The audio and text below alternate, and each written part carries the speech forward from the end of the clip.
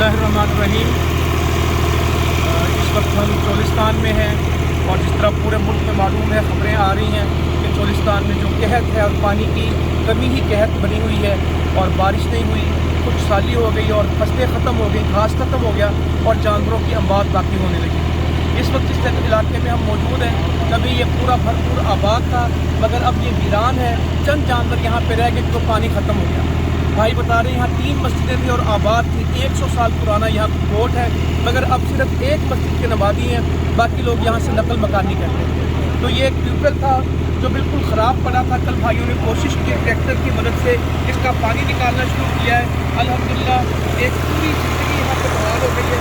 तो मैं अहले नवाब का शुक्रगुज़ार हूँ माशाल्लाह, जिन्होंने वहाँ से पैसे भेजे, ताउन किया। हबीबुर रहमान भाई खुद हमारे पास यहाँ पे तशरीफ़ लाए हैं, जिन्होंने सारे इंतजाम किए और जायज़ा लिया है। अल्लाह ताला इनको भी, इनकी सारी टीम को जज़ाए खैर अता फरमाए, जिनकी वजह से आज ये अल्लाह की मदद से ये पानी का सिलसिला जारी हुआ है। अल्लाह ताला मज़ीद तौफ़ीक़ से नवाज़े। वस्सलामु अलैकुम व रहमतुल्लाह।